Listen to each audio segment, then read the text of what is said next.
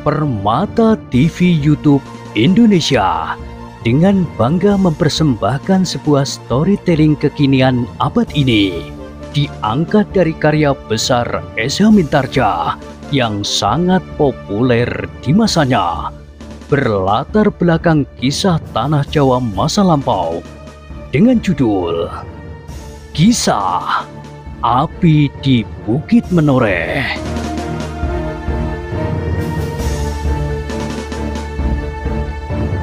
Pada kesempatan yang sangat baik ini, kita masuk pada episode yang ke-491.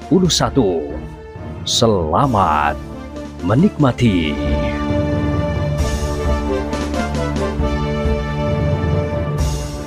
Pada episode sebelumnya telah diceritakan, demikianlah kelompok-kelompok itu kembali sambil membawa kawan-kawan mereka yang terluka.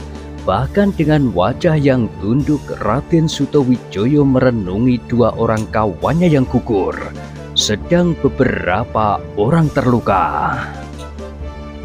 Kita bawa mereka kembali ke Mataram. Sedang mayat orang-orang yang tidak dikenal itu, biarlah diurus oleh kawan-kawan mereka sendiri, yang tentu akan kembali lagi kemari.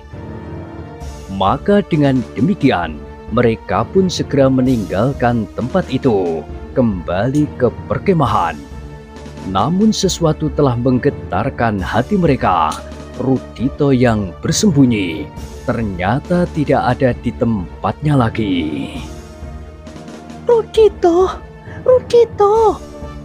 Pandan Wangi memanggilnya dengan cemas. Rudito! Prastowo mengulang lebih keras, tetapi mereka tidak mendengar seseorang menyahut suaranya itu. Sejenak orang-orang yang menjadi kebingungan itu berdiri termangu-mangu. Mereka mencoba untuk melihat. Barangkali mereka menemukan jejak atau semacam petunjuk yang dapat dipergunakannya untuk mengetahui, setidak-tidaknya untuk menduga, kemanakah kiranya Rudito itu pergi. Tetapi mereka tidak melihat sesuatu. Bagaimana dengan Rudito? Pandan Wangi menjadi sangat cemas. Akulah yang menyuruhnya bersembunyi di sini, tetapi tiba-tiba anak itu hilang. Apakah ia pergi ke perkemahan? Desis Wandaro. Ia tidak akan berani pergi ke tempat itu sendiri. Mungkin karena ia tidak tahan lagi, disiksa oleh ketakutannya yang lain. Ketika ia melihat perkelahian di tempat terbuka itu, apalagi ketika dilihatnya beberapa orang sudah terluka dan bahkan terbunuh. Suatu kemungkinan, sahut Prastowo. Namun dalam pada itu, Agung Sedayu dan Raden Sutawijaya masih berusaha untuk menemukan jejak seseorang. Mereka berdua ternyata mempunyai dugaan yang kuat bahwa Rudito telah mengalami bencana sehingga mau tidak mau, mereka harus ikut memikul tanggung jawab atas hilangnya anak itu.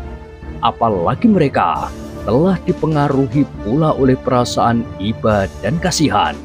Terlebih-lebih Agung Sedayu yang pernah mengalaminya.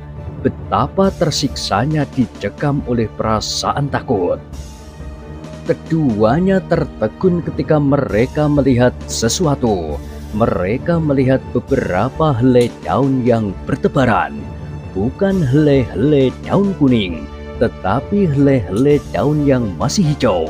Bahkan tangkai-tangkainya tampak betapa daun-daun itu telah direnggut dari batangnya. Kau mempunyai pendapat tentang daun-daun itu? Bertanya Sutawijaya. Tentu direnggut dengan paksa, dan ini adalah satu-satunya jejak yang dapat kita lihat. Maksudmu Rudito telah pergi karena ketakutan?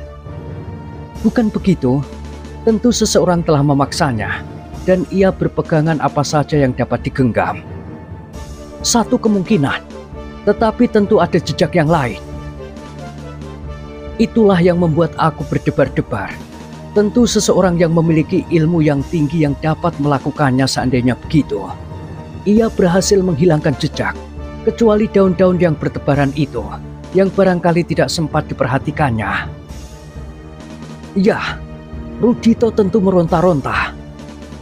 Tetapi kenapa tidak berteriak? Mulutnya mungkin disumbat, atau dengan cara-cara yang lain. Dalam pada itu, mereka ternyata telah mengikuti jejak beberapa langkah masuk ke dalam gerumbul-gerumbul. Meskipun pendek, tetapi mereka dapat menduga ke arah mana Rudito itu dibawa. Agaknya untuk memudahkan orang itu, Rudito telah dibuatnya diam. Pandanwangi, Swandaru dan Prastowo pun ternyata kemudian mulai memperhatikan kedua orang itu. Perlahan-lahan mereka mendekatinya dan mengamati apakah yang sedang mereka kerjakan.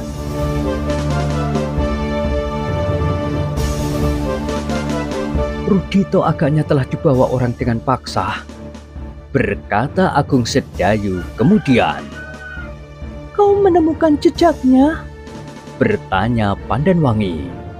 Agung Sedayu dan Sutowijoyo pun kemudian menunjukkan beberapa helai daun yang masih hijau dan nampaknya direnggut begitu saja dari tangkainya dan jatuh bertebaran. Oh, desis Pandanwangi. Apakah daun-daun itu dapat dijadikan petunjuk? Agaknya demikian, meskipun sekedar kemungkinan. Dan orang yang membawa anak itu tentu bukan orang kebanyakan. Pandanwangi menjadi pucat, bukan karena ketakutan mendengar orang yang memiliki kelebihan itu, tetapi ia menjadi sangat cemas akan nasib Rudito, apalagi apabila Rudito jatuh ke tangan orang-orang yang tidak dikenal itu. Kita memang berhadapan dengan sekelompok orang yang tangguh, tetapi licik. Itulah yang menyulitkan, berkata Sutowijoyo. Tetapi Rudito adalah anak yang tidak tahu apa-apa. Ia justru seorang anak muda yang sama sekali tidak menyukai kekerasan, meskipun sikapnya agak sombong dan tinggi hati. Aku tahu, tetapi ia tidak dapat ingkar menghadapi kenyataan yang keras dan kasar. Pandanwangi menganggukkan kepalanya, tetapi hatinya kian menjadi berdebar-debar. Kita harus segera kembali ke perkemahan. Kita baru menduga-duga masih ada kemungkinan yang lain, yaitu Rudito dengan ketakutan lari ke perkemahan itu, berkata Agung Sedayu. Marilah, desis Pandanwangi. Jika ia tidak ada di sana, kita harus memperhitungkan langkah-langkah berikutnya. Demikianlah, maka mereka pun segera kembali ke perkemahan sambil membawa korban yang jatuh, yang terluka dan yang gugur. Dengan demikian mereka tidak dapat berjalan terlalu cepat. Mereka harus mengingat kemampuan orang-orang yang sudah hampir kehabisan darah yang mengalir dari luka. Namun akhirnya mereka sampai juga ke perkemahan. Mereka melihat para pengiring Pandanwangi sudah duduk melepaskan lelahnya bersandar pada sebatang pohon. Ketika mereka melihat orang-orang yang datang itu, mereka terkejut bukan buatan. Segera mereka meloncat berdiri dan berlari-lari menyongsongnya. Apa yang terjadi?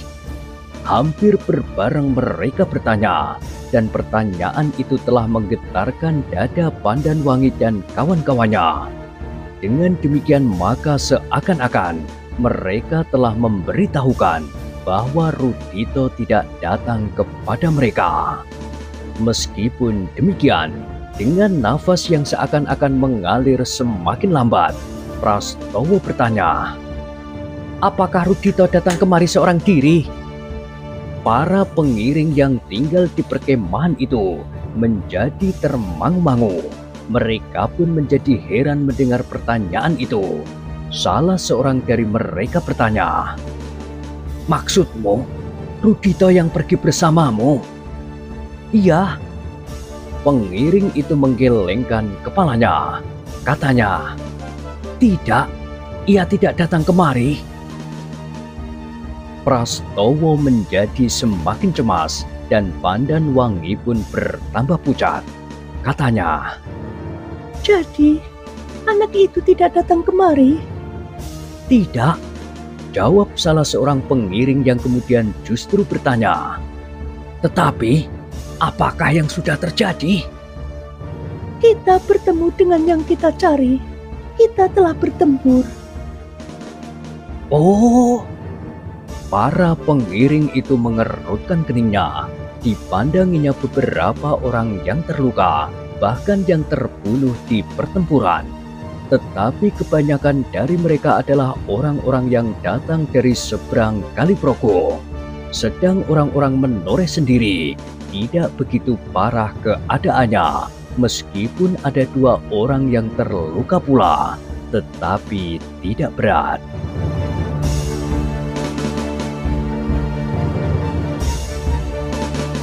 Pandan Wangi, berkata Raden Sutowijoyo, ternyata kita tidak sedang bermain-main dan sekedar berburu kelinci. Kita dihadapkan pada lawan yang perlu mendapat perhatian yang sungguh-sungguh. Iya, Jawab Pandan Wangi. hilangnya Rudito membuat keadaanku menjadi sulit. Jika kemudian timbul persoalan antara ayah Rudito dan ayahku, maka akulah yang menjadi sebab. Apalagi Rudito adalah sanak dari saluran darah ibuku, bukan ayahku. Mudah-mudahan kita dapat menemukan, jawab Sutowijoyo. Aku tidak akan tinggal diam. Aku pun ikut bertanggung jawab atas hilangnya anak itu. Karena akulah yang menyebabkan kalian berburu orang-orang bersenjata yang semula tidak kita kenal itu. Tetapi yang ternyata adalah orang-orang yang dikendalikan oleh para perwira pajang sendiri, yang ingin berkhianat di samping ada orang-orang lain yang memang sengaja memancing di air keruh. Jadi apakah yang akan Raden lakukan? Aku akan menghadap Ki Argopati. Biarlah para pengawalku membawa kawan-kawannya yang gugur dan terluka kembali ke Mataram dan menyampaikan persoalan ini kepada Ayahanda Ki Gede Pemanahan. Aku memerlukan pasukan pengawal pilihan. Kita bersama-sama mencari Rudito. Bukan sekedar Rudito, tetapi aku juga mempunyai pamrih yang lain. Aku harus masuk ke dalam sarang Panembahan Agung itu, agar aku dapat memadamkan apinya, bukan sekedar asapnya. Kemudian aku tinggal memperhitungkan lawan yang ada di Istana Pajang. Pandan Wangi mengangguk-anggukkan kepalanya. Katanya, Baiklah Raden, kita dapat segera berangkat. Kita tidak boleh kehilangan waktu. iya, kita harus segera berangkat sebelum kita justru yang akan terjebak di sini. Iya, aku kira Daksino tidak akan tinggal diam. Apalagi menurut pendengaranku, ia sudah mengatakan beberapa hal mengenai rencananya.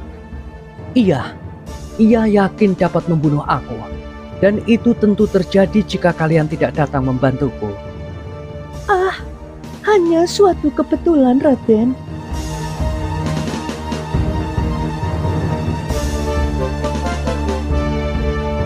Demikianlah, maka mereka pun segera mengatur diri. Para pengawal dari Mataram diperintahkan untuk segera kembali ke Mataram saat itu juga.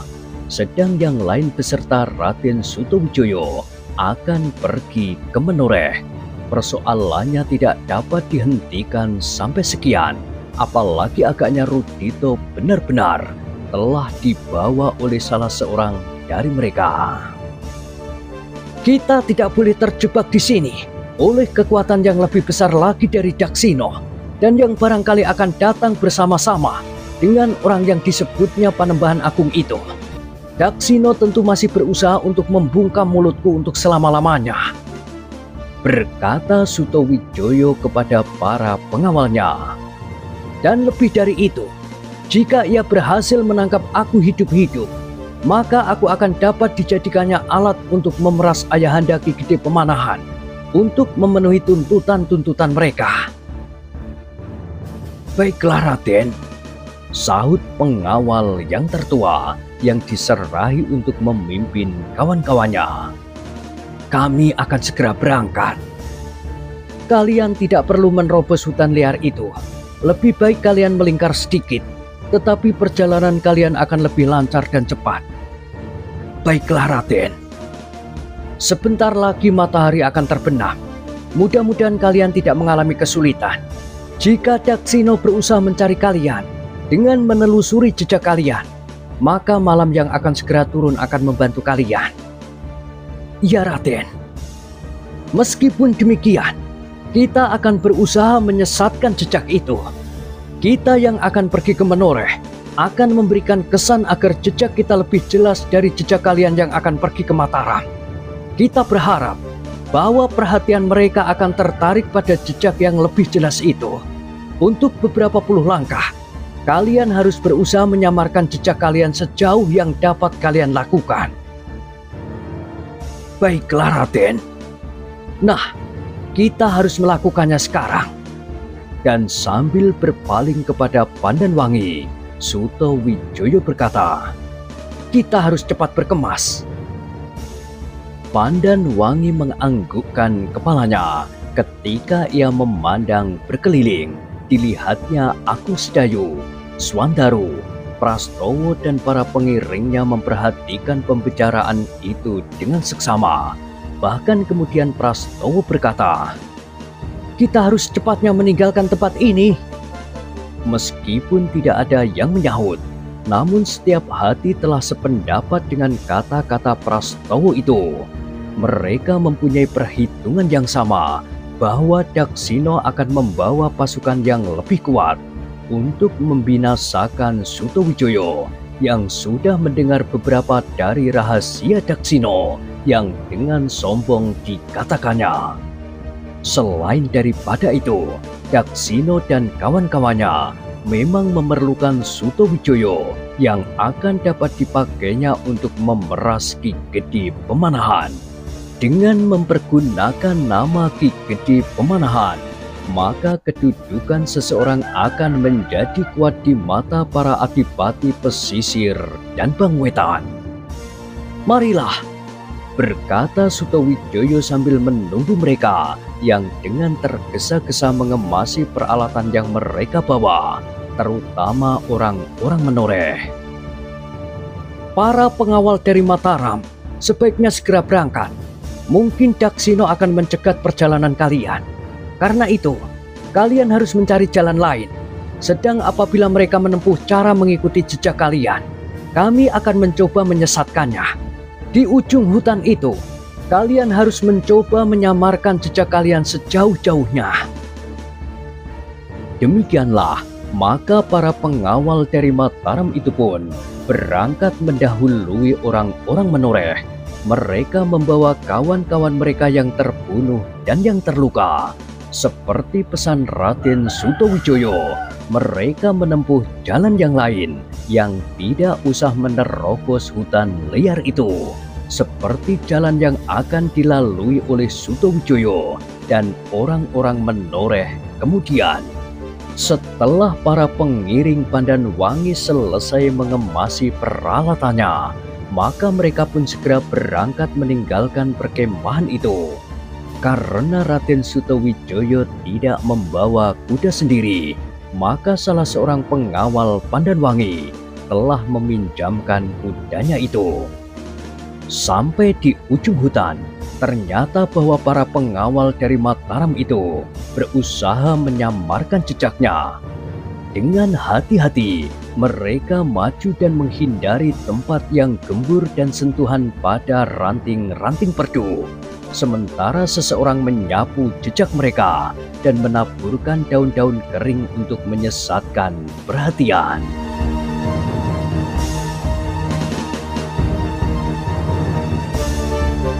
Dalam pada itu, para pengiring Pandanwangi justru menegaskan jejak mereka yang berbelok ke jurusan lain. Bekas kaki-kaki kuda dan beberapa macam benda yang sengaja mereka jatuhkan menunjukkan arah perjalanan mereka ke pusat pemerintahan tanah perdikan Menoreh. Ketika kemudian matahari terbenam, Sutawijaya menjadi berdebar-debar. Ada dua kemungkinan yang sama besar bagi para pengawalnya.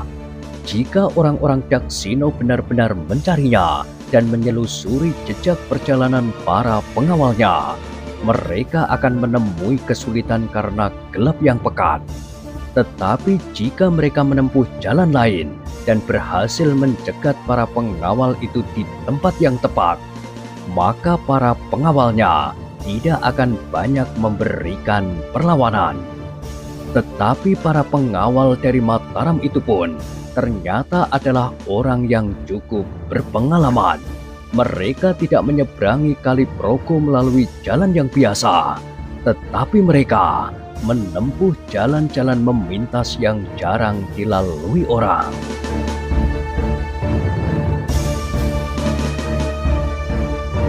Meskipun mereka agak kesulitan mencari ketek-ketek penyeberangan, tetapi karena ada di antara mereka yang sudah mengenal orang-orang yang memiliki ketek-ketek semacam itu, maka dengan sedikit penjelasan, mereka pun berhasil meminjam dari mereka dan membawa ketek itu dari tempat penyeberangan yang biasa ke tempat yang lain untuk menghindari orang-orang Daksina yang mungkin mengejar mereka atau mencegat di tempat penyeberangan yang mereka perhitungkan.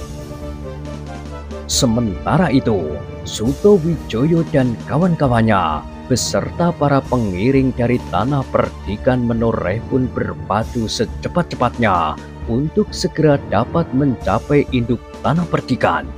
Bukan karena mereka ketakutan dikejar oleh Daksina, tetapi karena mereka dicemaskan oleh nasib Rudito.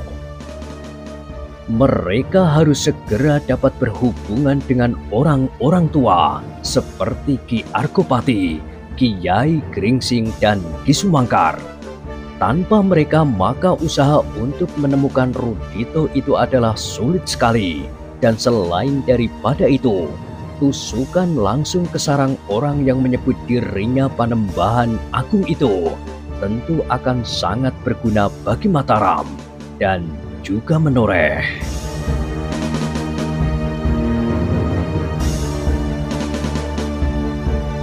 Dalam pada itu, sebenarnya lah Daksina yang melarikan diri dari arena berusaha untuk mendapatkan bantuan secukupnya dengan orang-orangnya yang baru dan seorang yang menyebut dirinya Putut Nantangpati dari padepokan yang tersembunyi. Daksina berusaha untuk menyusul Raden Sutowijoyo. Apakah kita tidak menghadap Panembahan Agung lebih dahulu padepokan Medang? Bertanya Putut Nantangpati. Kita akan kehilangan mereka, terutama Raden Sutowijoyo. Perjalanan ke padepokan Medang akan memerlukan waktu. Jarak antara padepokanmu ini sampai ke padepokan Panembahan Agung sama jauhnya dengan menyelusuri jejak Sutowijoyo sampai ke tepi Kali Progo.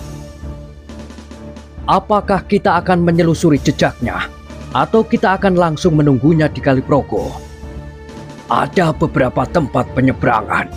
Kita tidak dapat menentukan penyeberangan yang mana yang dipilihnya.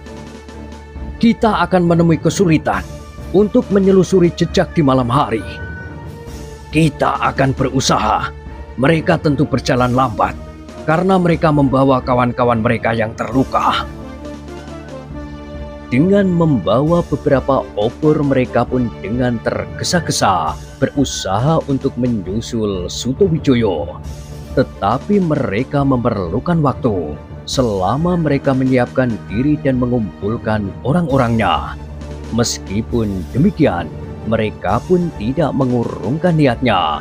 Menurut perhitungan Daksina, mereka akan dapat menyusul orang-orang Mataram itu. Dengan cahaya obor mereka berusaha menyelusuri jejak orang-orang Mataram dan orang-orang Menoreh, sejak dari arena perkelahian sehingga bekas tempat perkemahan mereka tidak menemukan kesulitan apapun.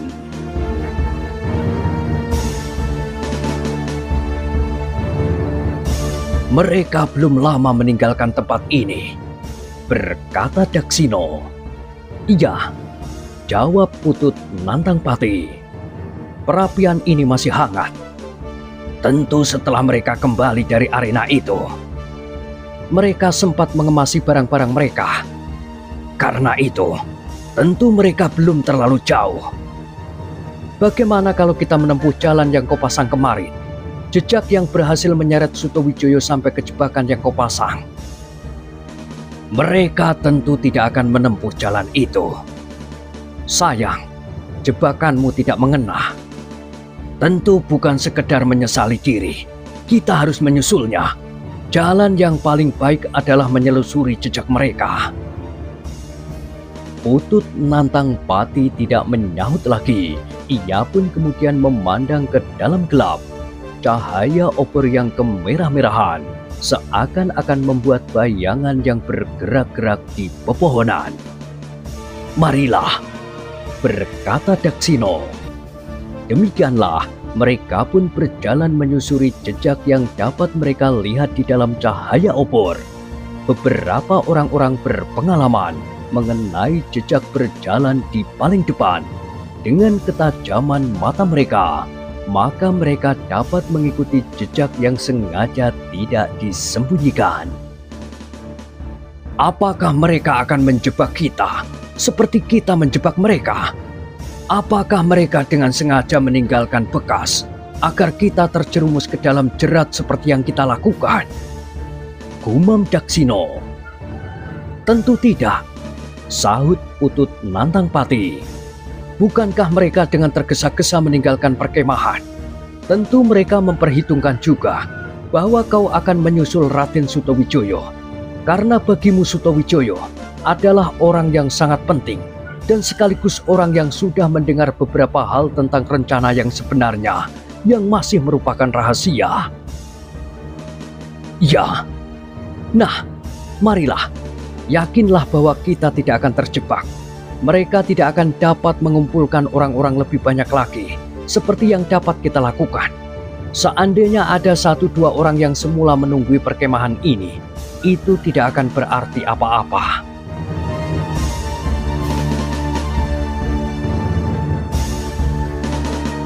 Daksina tidak menjawab. Mereka maju dengan hati-hati menyusup hutan perdu. "Orang-orang menoreh agaknya membawa kuda. Jumlahnya tidak begitu banyak," berkata seorang yang berpengalaman mengenali jejak. "Iya, di antara jejak kuda masih ada jejak kaki." Daksina mengangguk-anggukkan kepalanya. Tentu para pengiringnya mempergunakan kuda, sedang para pengawalnya berjalan kaki, atau yang sekelompok berkuda, sedangkan kelompok yang lain berjalan kaki. Untuk beberapa saat lamanya mereka mengikuti jejak itu. Namun pada suatu saat, orang yang ada di paling depan berhenti sejenak. Sambil merendahkan obornya, ia berkata, "Aku melihat sesuatu yang aneh di sini. Ya, mereka berbelok ke menoreh. Semuanya, tidak ada bekas yang lain. Belum tentu jika mereka pergi ke menoreh. Jurusan itu adalah jurusan ke menoreh. Apalagi di antara mereka terdapat orang-orang menoreh. Agaknya mereka akan merawat orang-orang mereka yang terluka, atau mungkin menguburkan yang terbunuh."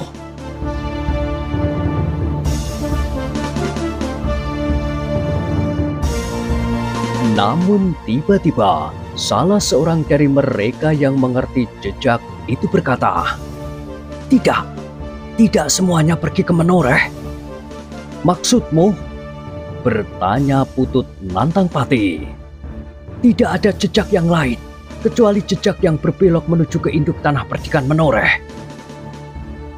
Tetapi hanya jejak mereka yang berkuda sajalah yang menuju ke menoreh. Tidak ada jejak kaki. Mereka yang berjalan kaki tentu tidak akan pergi ke menoreh. Lalu kemanakah jejak kaki yang mengikuti jejak kuda itu? Jejak itu hilang." Daksina mengerutkan keningnya. Katanya, "Mereka akan membalas menjebak kita seperti yang sudah aku lakukan. Apakah mereka juga melangkah surut seperti kita di tempat terbuka itu?" Sejenak mereka yang mengamati jejak itu ragu-ragu. Namun tiba-tiba salah seorang dari mereka berkata, "Tidak, inilah jejak mereka. Mereka menaburkan dahan-dahan kering atau dedaunan yang hijau di atas bekas kaki mereka, agar jejak itu tidak menarik perhatian. Agaknya mereka berusaha agar jejak mereka tidak kita ketahui. Jika demikian, inilah jalan yang dilalui oleh Raden Sutawijaya. Marilah kita ikuti. Mereka tidak akan dapat menyamarkan jejaknya untuk perjalanan yang panjang. Pada suatu saat, jejak mereka akan menjadi jelas. Marilah kita percepat perjalanan ini." Tetapi ternyata sulit untuk menemukan jejak yang kita ikuti. Kita benar-benar harus meneliti, seakan-akan sehelai daun demi sehelai. Baiklah, tetapi kita maju terus.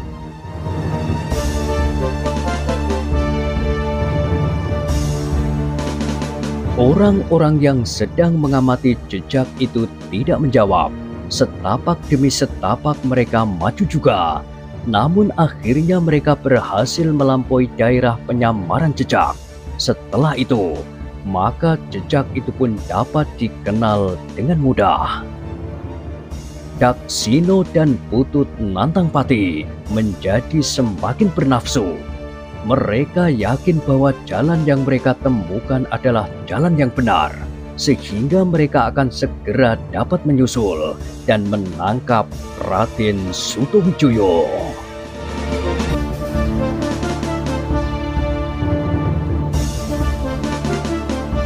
Nah, bagaimanakah kisah selanjutnya? Silahkan ikuti terus kisah Api di Bukit Menoreh pada episode berikutnya. Sampai jumpa.